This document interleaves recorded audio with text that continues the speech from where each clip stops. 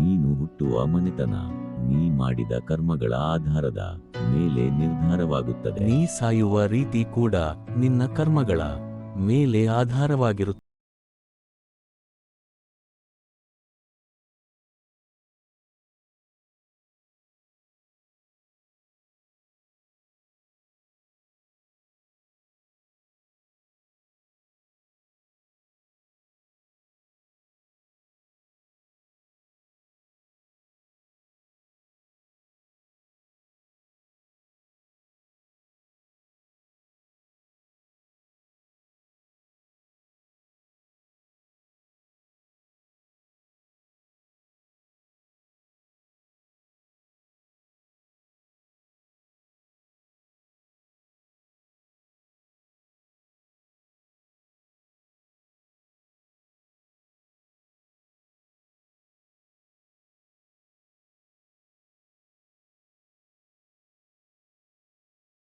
ಜ್ಞಾನದ ಮೇಲೆ ಅವಲಂಬನೆಯಾಗಿರುತ್ತದೆ.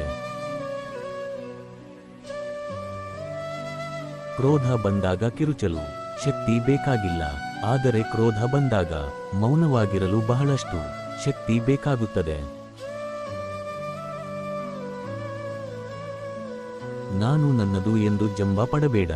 ಈ ಜಗತ್ತಿನಲ್ಲಿ ನಾನು ನನ್ನದು ಎಂಬುದು ಇಲ್ಲ. ಹುಡುಕಲು ಹೋದರೆ ನೀನೇ ಇರುವುದಿಲ್ಲ.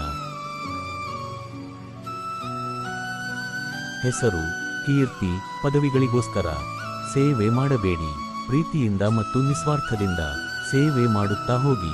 ಹೆಸರು, ಕೀರ್ತಿ, ಪದವಿ ಈ ಮೂರು ನಿಮ್ಮನ್ನು ತಮ್ಮಷ್ಟಕ್ಕೆ ತಾವೇ ಹಿಂಬಾಲಿಸುತ್ತವೆ. ಈ ಜಗತ್ತು ದೇವರು ಸೃಷ್ಟಿಸಿದ ಆಟದ ಮೈದಾನ. ನಾವಿಲ್ಲಿ ಆಟಗಾರರಷ್ಟೇ. ನಿಯಮದಿಂದ ಆಟ ಆಡಿದರೆ ಗೆಲುವು ನಿಶ್ಚಿತ. ನಿಯಮ ಮೀರಿ ಆಟ ಆಡಿದರೆ ಸೋಲು ಖಚಿತ. ಬದಲ